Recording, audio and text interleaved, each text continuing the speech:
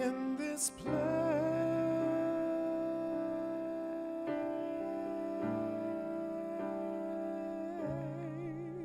and I know it's the Spirit of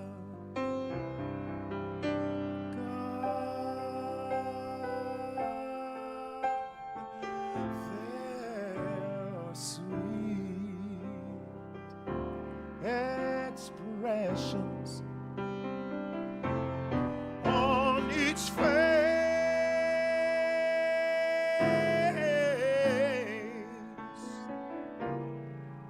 and I know they feel the presence of God.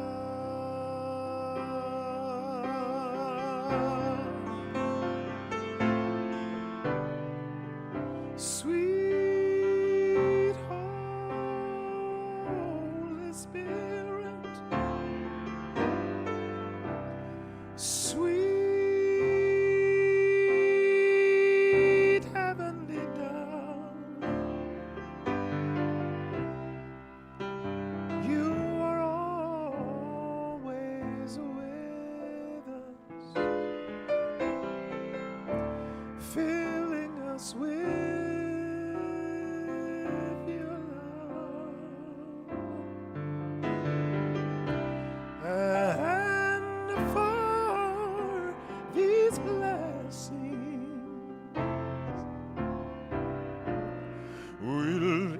our hearts in praise, for without a doubt we'll know that we have been revived when we shall leave this place. Without a doubt we'll know that we have been revived when we shall leave this place.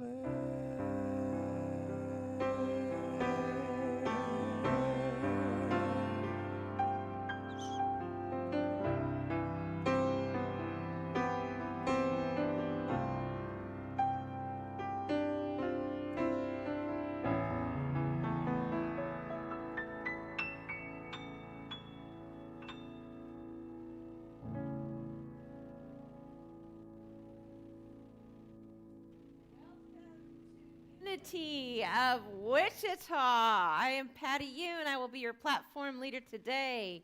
On music, we have Huron Bro. On sound, we have Joaquin. All right, good. Jessica, we have on video. Art Handy will be sharing today's message, and Alan Russell will be sharing the meditations and affirmations. Let's give them all a hand. Fantastic. Our greatest desire is that you're inspired by the music, the message, the meditation. You are a blessing to us. So we want to welcome you. And this, once again, is the power of the month of will. And that is the power to choose, to command, to direct, to determine. So with that power of will, let's say our mission statement together. Inspiring spiritual transformation as a vibrant, diverse, and inclusive community. And with that same power of will, let's say our statement of being together. There is only one presence and one power in my life and in the universe, God the good, omnipotent. Once again, we want to welcome everyone here who is present either in the sanctuary or at home on YouTube and on Facebook. We're so excited to have you here, especially if you're here for the very first time. If you're in the sanctuary, you can connect with Sam Jones in the back or Art Handy in the front. Give us a wave. There we go. If you're at home, you could give us a call or send us an email. We would love to connect with you and let you know everything that's going on here at Unity of Wichita. You could give us a call or send us an email. Unity is a worldwide ministry dedicated to the ongoing awareness of the Spirit within all. We invite you to consider our teachings wherever you may be on your spiritual journey. Keep what works for you and gently we invite you to consider our teachings. We will now bless everyone who is watching. Keep what works for you. We love you. We bless you. We appreciate you. And we behold the Christ as you. Just as you. We appreciate you. And we behold the Christ as you. Just as you. We appreciate you. And we behold the Christ as you. With a brief word of prayer. And we behold the Christ as you. Amazing Spirit. Amazing Spirit. We open our minds and open our hearts to this amazing Spirit.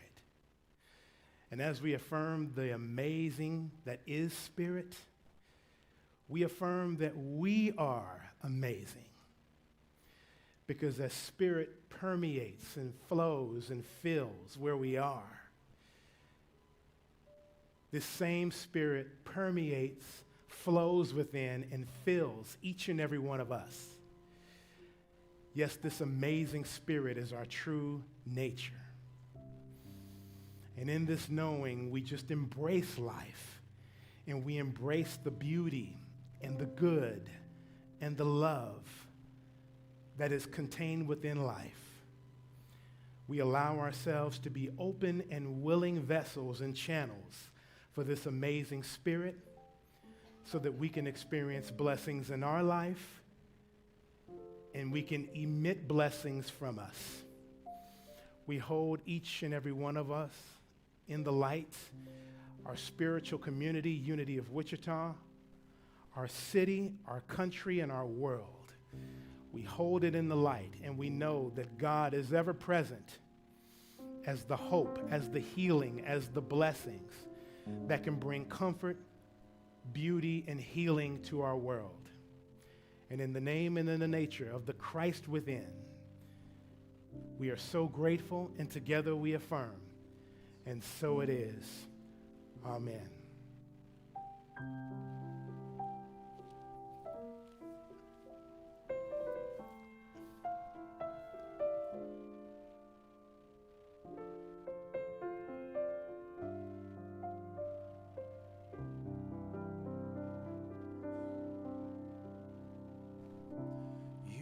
Do amazing things with the choice each new day brings, and with every step you take, bless the progress that you make.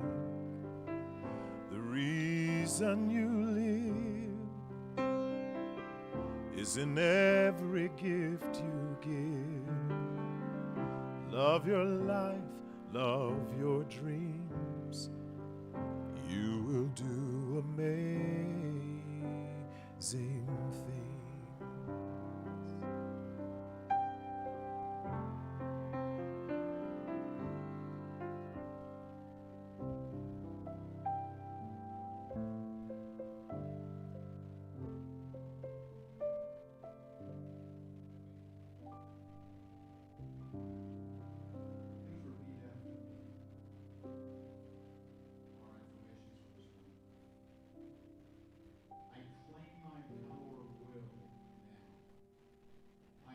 My power of will now.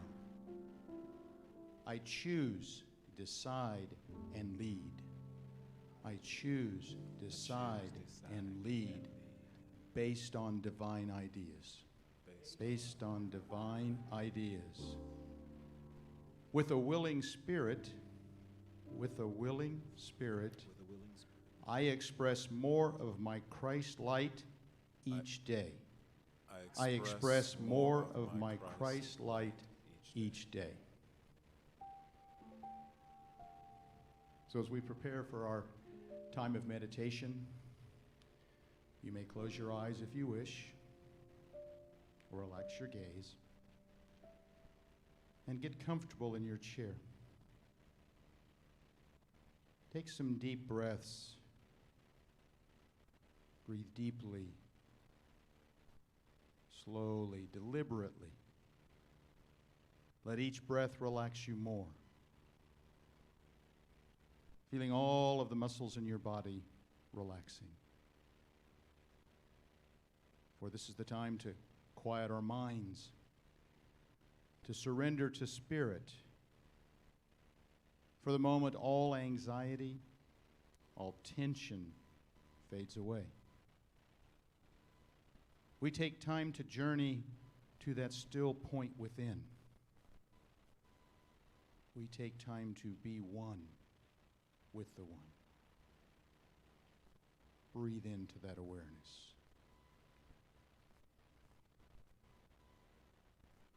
Will is our ability to be open and receptive to God, to awaken to the divine potential within. Our development of this ability comes through the surrendering of old ways. For no matter how well we understand spiritual laws, if we're not willing to adhere to them, they're not useful to us. We must ask ourselves, why would we not be receptive to Spirit when there's such a benefit in doing so? The answer is fear. Fear of change, fear from leaving what is familiar. This fear holds us fixed in a rigid position. We must overcome this fear of change. We must go to that place within. We must be present and available to the activity of Spirit. At times we may feel very vulnerable as we experience the obstacles of life, even to the point of losing security in our feeling nature. We must loosen the hold of outward appearances. We must be open and receptive to our feeling nature. And for a moment, let's go a little deeper within. More immersed in the stillness. Breathe into that place of truth. Really feel the love and the peace that exists here. For in this place there is a new feeling of comfort, a new level of consciousness. We are confident and secure here.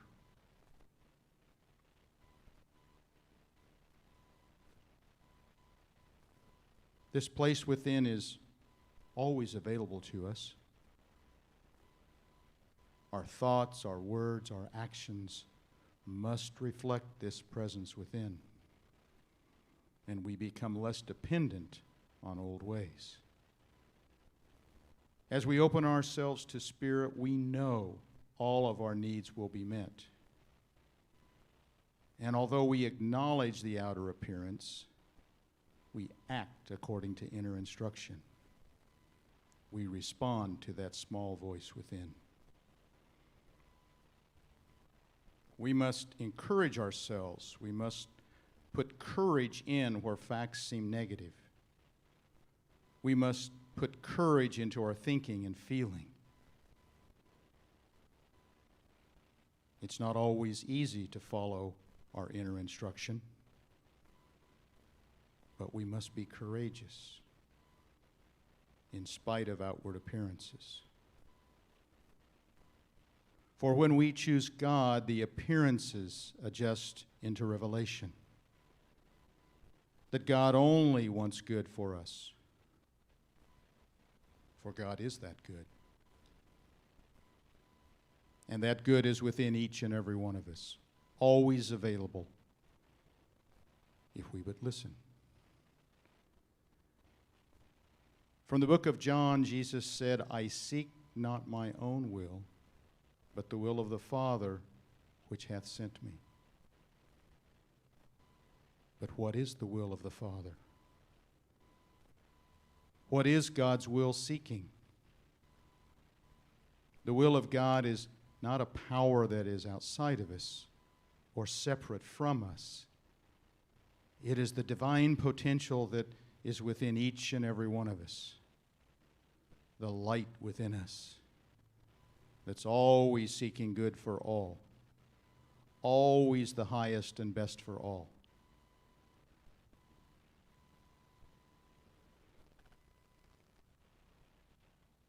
But the best we are seeking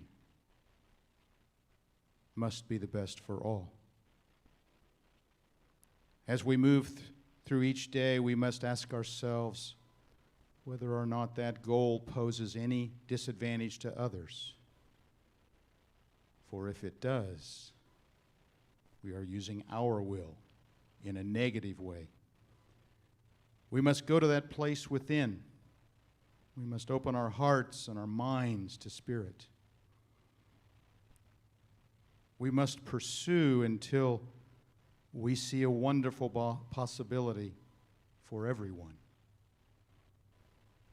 We must keep listening to Spirit. There is always a way trying to reveal itself to us. Let us now, for a moment in the silence, open our hearts and minds to the will of God.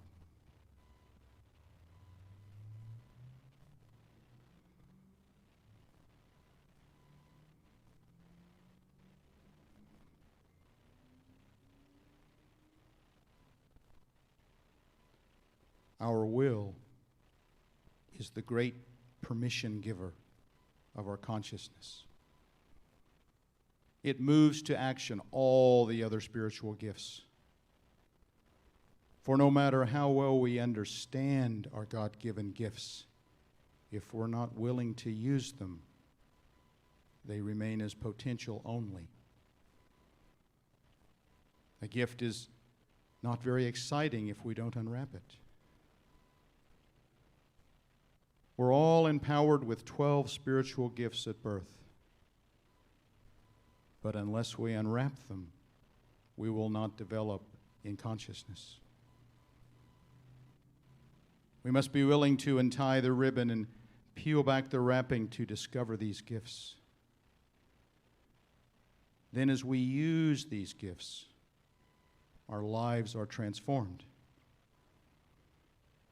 And we know that they are all part of our most valuable gift, our Christ nature. And in the name and the nature of the Christ within, we affirm and say together, and so it is. Amen.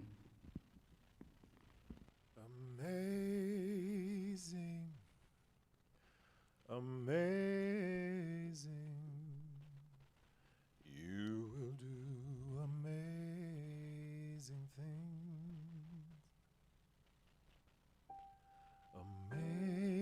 Amazing, amazing. You will do amazing things. You will do amazing things with the choice that each day brings, and with every step you take, bless the progress that you make. The reason you live is there in every gift you give. Love your life, love your dreams. You will do amazing things.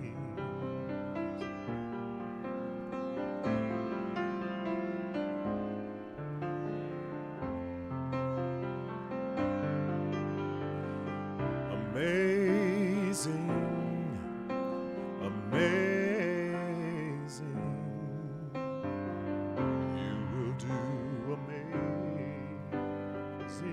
things. Amazing, amazing. You will do amazing things. Oh, the places you will go, and the people you will know. Don't worry where, how, or when. You don't need to know that now. You're on the right track. No need to look ahead or back. Just enjoy what this day brings. You will do amazing things. Amazing, amazing. You will do amazing things. Amazing, amazing.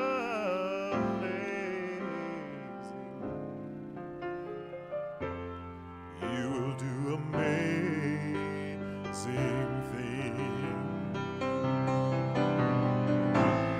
You don't have to work it out. Just stay in the here and now. Let your mind rest for a little while. Sometimes deepest answers come when you're out there having fun. So close your eyes, take a breath, and smile.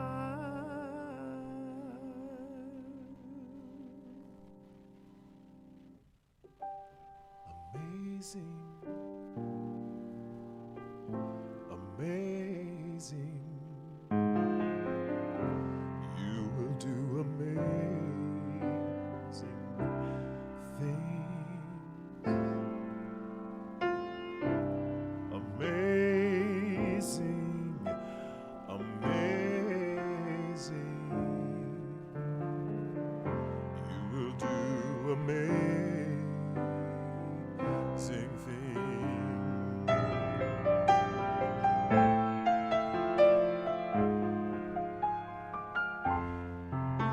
You will do amazing things.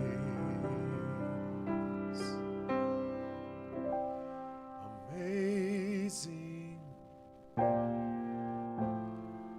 amazing.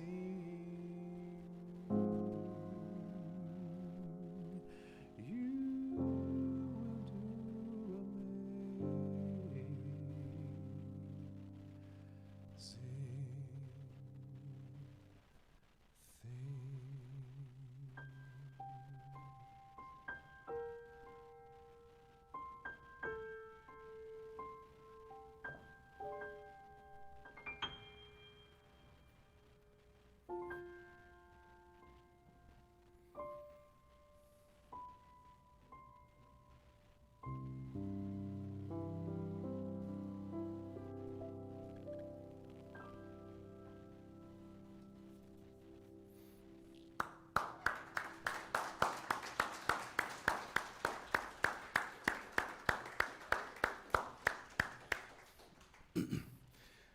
I could have listened to that some more.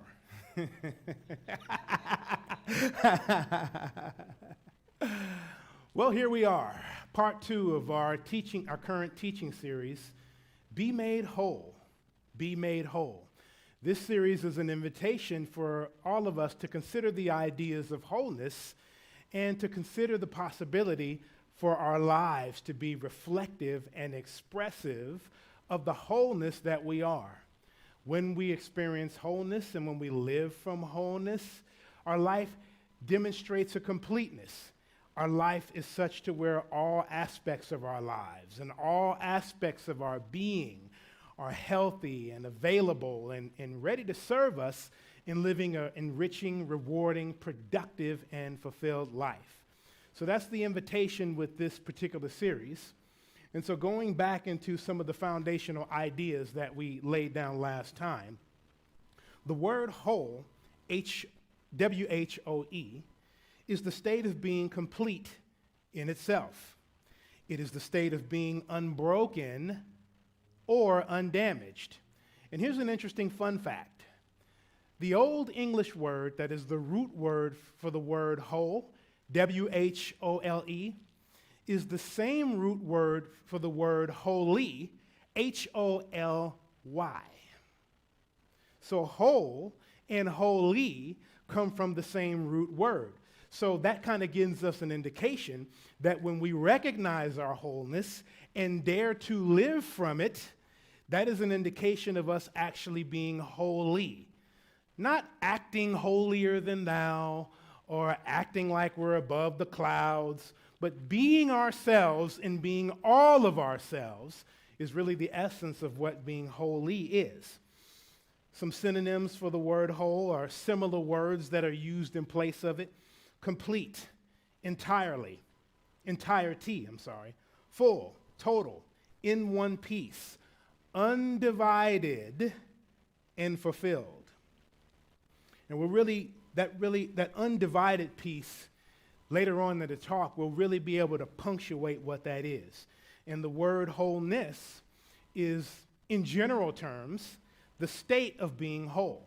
So when we're actually living wholeness and expressing wholeness, or we're expressing the whole that is available to us, that is the state of wholeness. Now, to advance this conversation further, I wanted to talk a little bit about what is known as the threefold nature of humankind. The threefold nature of humankind.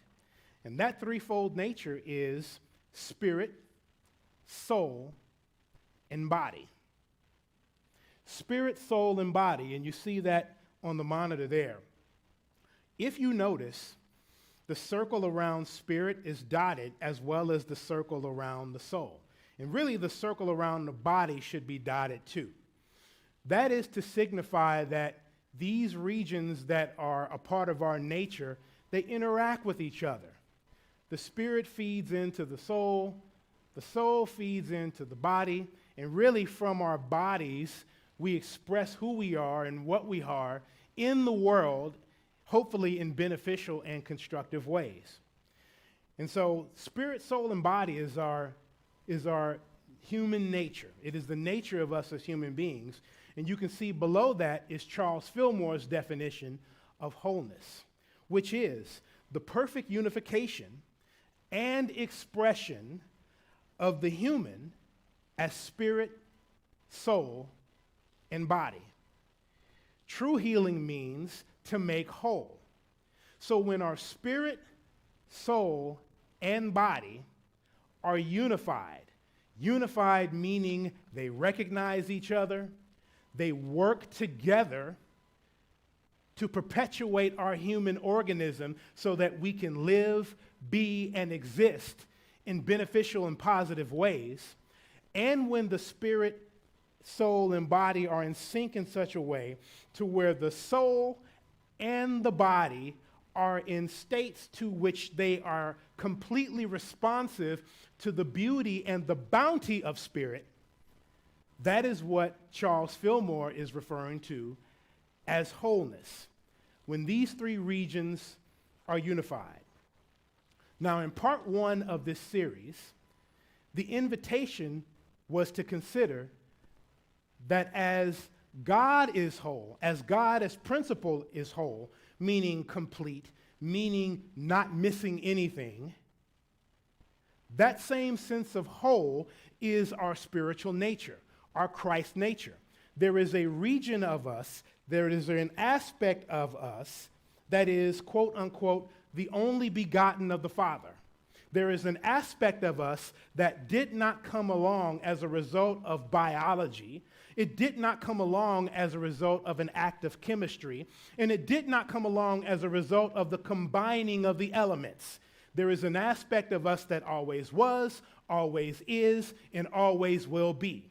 That is our spiritual nature. That nature is whole in and of itself. That nature is not missing anything. So the invitation in part 1 was to consider that whole nature and to consider living from that whole nature. The invitation today in part 2 is to consider the importance of the soul in actually living out that whole nature. So let's talk a little bit about what the soul is. In our culture, most people use the words spirit and soul interchangeably as though they're the same things. Charles Fillmore, the co-founder of the Unity movement, saw the spirit and the soul as two distinct things. And he defined the word soul as our consciousness, meaning our conscious mind and our subconscious mind. That is what he considered to be the soul. He didn't consider the soul to be a part of our divinity. He considered the soul to be the deepest and most authentic part of our humanity that works in concert with our divinity. And then he has some other commentary that I think is very, very helpful as it relates to this idea of being whole, or this idea of wholeness. He says that the soul touches both the inner realm of spirit, from which it receives direct inspiration, and the external world, from which it receives impressions. But as the human brings into expression the original purity of the divine consciousness, meaning that when the human recognizes its oneness with God and seeks to magnify and grow its awareness intimately of its oneness with God, the soul is purified and established in its primitive innocence. A soul is healthy when it is in a state when it operates as it is designed to operate. A soul is healthy when it is open and available for those divine impressions or those divine inspirations that come from our spiritual nature. We've already established that our spiritual nature in and of itself is whole. A soul is healthy when the whole, that is that spiritual nature, is available to it. There's nothing within the soul that obstructs it. And a soul is healthy when it takes in positive impressions from the internal world. So you could say that a whole soul is available to take in the wholeness that is of God. A soul is fed when it gets a steady diet of those divine impressions from spirit, and it is fed when it receives outside impressions imposed upon it in ways that feed it, that nurture it, that support it. That is a healthy soul. Now, in saying that, that also means that a soul could be very much unhealthy. A soul could be in a state to where it frustrates the divine flow coming into it. It frustrates those inspirations coming into it, or it doesn't even recognize them. When that happens, we say that the soul is spiritually starved. And as a result, the person is spiritually starved. When the soul takes in the outside impressions that our consciousness judges or deems to be bad or hurtful, or when those outside impressions are overwhelming and overwhelm the functioning of the soul, this we say we call this soul wounding. So a soul can be wounded and a soul can be starved. And when this happens, the soul is not in a state where it operates in a healthy way. And that has manifestations in our bodies, and it has manifestations in our outside world of circumstances and conditions when the soul is unhealthy. More on that in part 3. But as of right now, we want to consider the soul. And we want to consider what a healthy soul is and what a whole soul is. Now, I also want to talk about the soul in terms of our inner landscape, because there is a lot to what the soul is. We talked about how Charles Fillmore defined the soul as both our conscious and our subconscious minds. But we can unpack that a little bit, because there's more to what the soul is than only those things. Or when we unpack our conscious and our subconscious minds, there are other components to that. And so there's a lot of different components to that soul, such as our memory, our ego, our personality, our heart. And when I say our heart, I don't mean the physical muscle in our chest, but when people say follow your heart or listen to your heart, I'm talking about that soul heart that's in us. Contained within our soul is our thinking ability, our ability to reason. It's the seat of our beliefs. It's the seat of our general awareness, and it is the seat of our spiritual awareness. And the spiritual awareness region of the soul contains all of the understandings that we have about all things God. So however we understand God, whatever God concepts we hold, whether those concepts are healthy or unhealthy, they are in our soul. The soul contains our human nature. It contains our animal nature, or what some people call our lower nature or our lower self. It contains our body intelligence, that intelligence that regulates our heartbeats and regulates our blood flow and controls all the systems of our body. Our emotional or feeling nature, that's a part of our soul as well. So the soul contains all of these things. And a healthy soul, and there's some overlap between these different systems. They work together. They're not really separate things in that sense, but they all work together. But again, a healthy soul is when all these different aspects of our soul are vibrant, alive, and available for us to experience our good.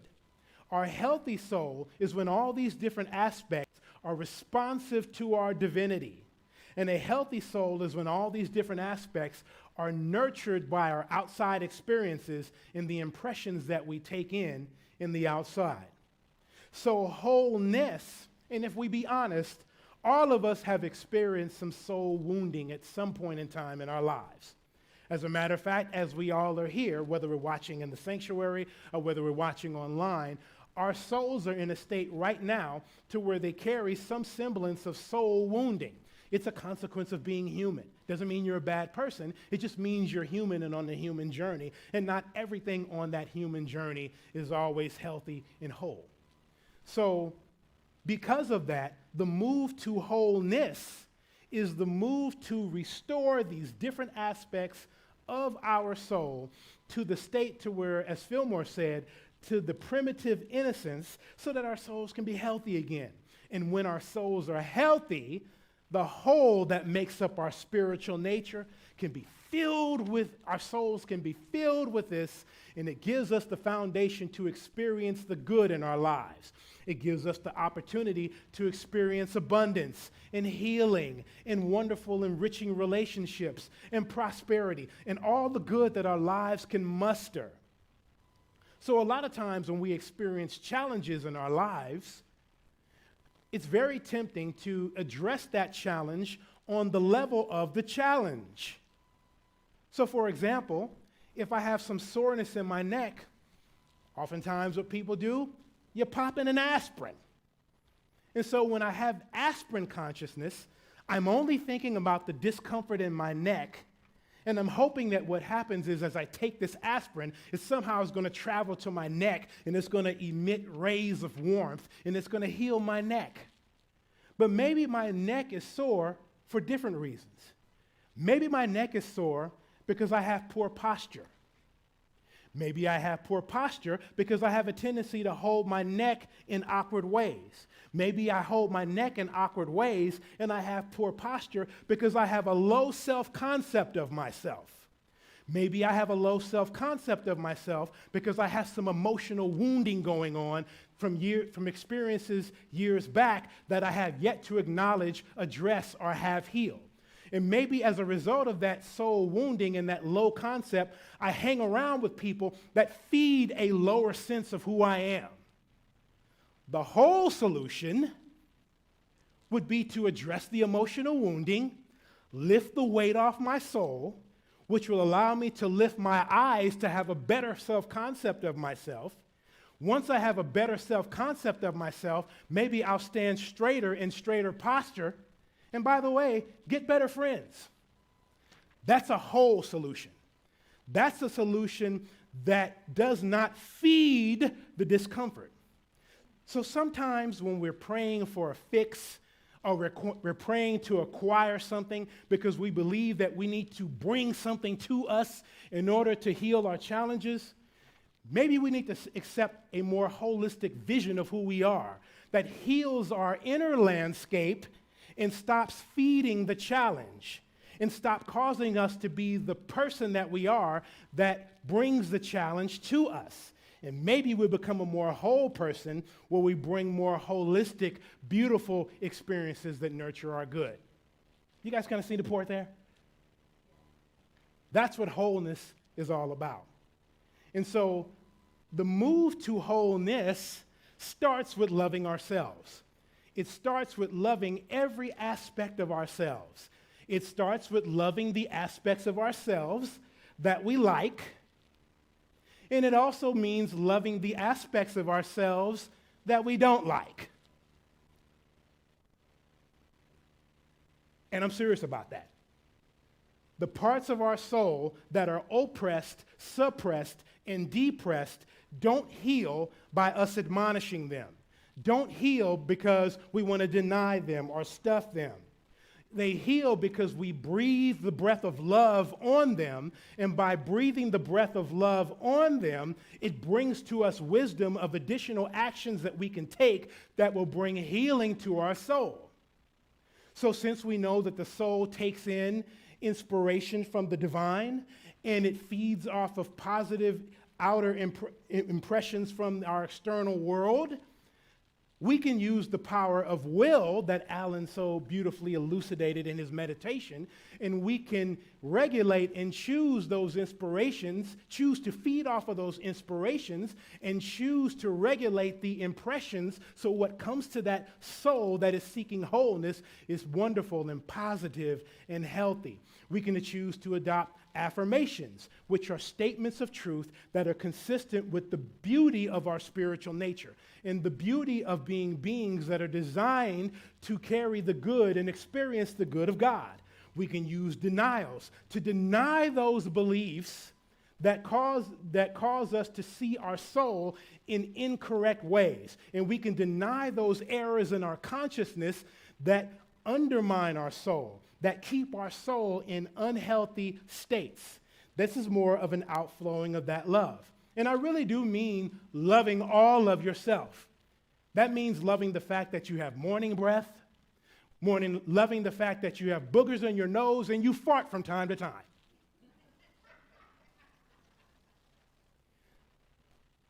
We don't heal without love. Love is that harmonizing power. And if we want to harmonize all the different areas of the soul and bring all those different parts to a place to where they're healthy and whole and available for us to be, to live, and to exist, we need to love ourselves completely and unconditionally. We also may want to take some additional steps. We also may want to take some steps to address those deeply held emotional wounds that we've been carrying that we have yet to heal. We may want to address some of the trauma that we carry. And these inner states of discord, they don't just stay in our minds and in our souls. It also gets into our bodies too. More on that in part 3. And so when it comes to spiritual work and spiritual growth and all those wonderful things, the soul is it. We're not healing our spirit because remember, our spirit is whole. So it needs no healing. What we're healing and what we're trying to bring into divine light is our soul and our bodies and our outer world. And so all of that work, all of that spiritual work, all of that high and holy work, it all starts in the soul. And I could not say this idea better than a longtime Unity minister named Frank Giudice. That's his name. I confirmed the pronunciation last night. Frank Giudice is a longtime Unity minister who did a lot of Unity teaching around this idea of wholeness. This is one of the things he was kind of known for. And this quote says it better than I could ever say it. Spiritual healing is healing of the soul, not the spirit, the soul. All outer circumstances are simply an outpicturing of the soul. So, to be really healed is to be healed of the thoughts and feelings that have brought out the circumstances that we are experiencing. So, if I have a penchant for hitting my hand with a hammer for some silly reason,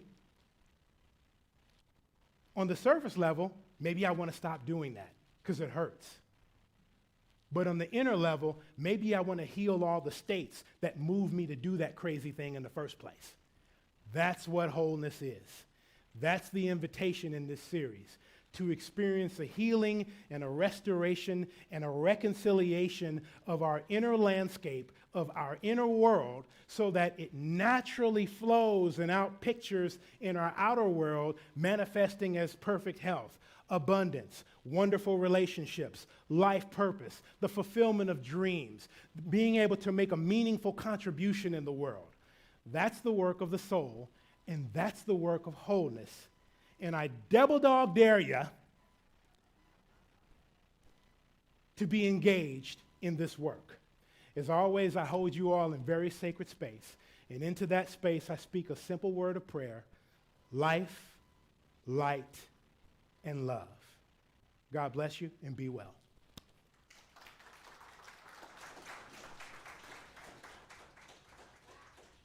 We are certainly blessed here at Unity of Wichita by the music, the message, and the meditation.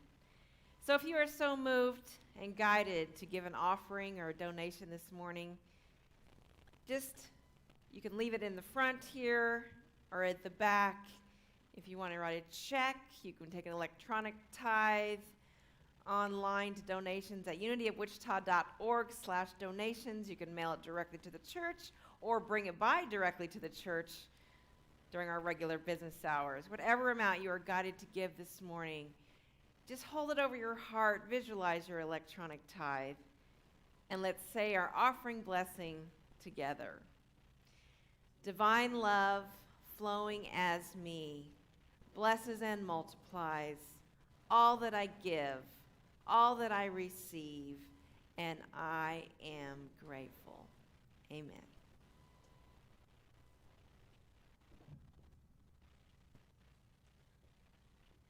Good morning.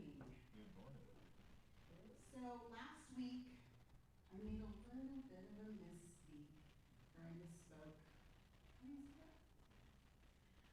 For PayPal, you would have to search office at unityofwichita.org because you have to search for email or phone number. So just for that information, if you would like to donate via PayPal, you can do that.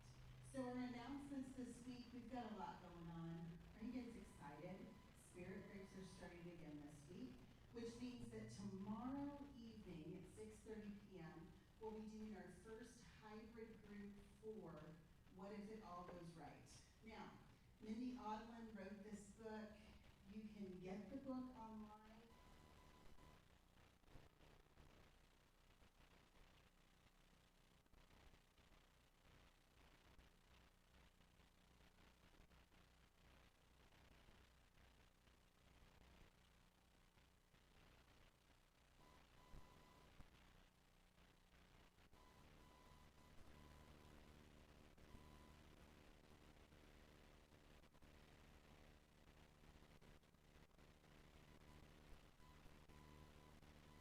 p.m. starting this week will be transformed by truth, with Michael Gott is the featured host in this series.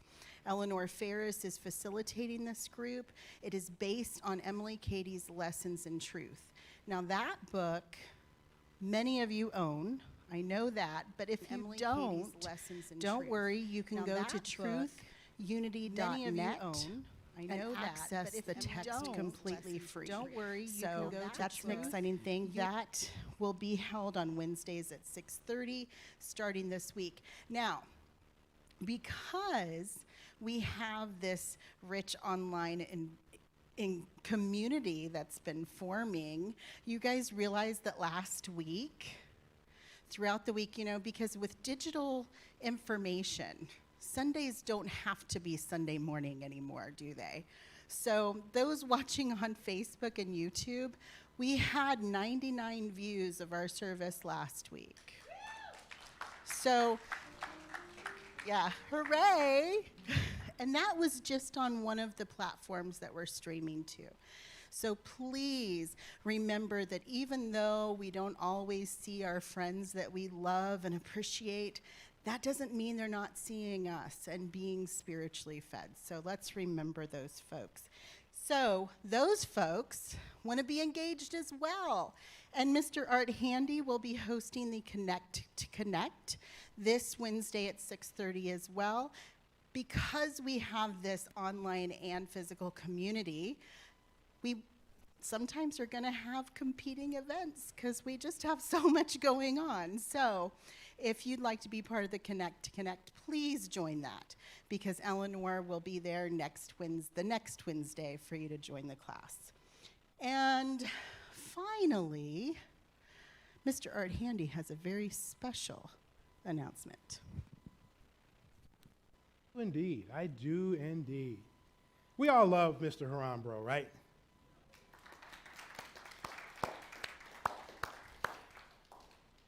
Some of you, I'm sure, are familiar with a wonderful human being by the name of Carla Burns. She's a Wichita native, a world-renowned gospel and opera singer, performer. She has performed all around the world. She has performed here in Wichita. Recently, she made her transition, and in one of the ways in which she's being honored, the university that's across the street from us, Wichita State, are establishing a scholarship fund in her honor. And so on August 29th, which is a week from today, there is going to be a musical performance by several people who have known Carla over the years and have performed with her and have wonderful impressions and memories of her.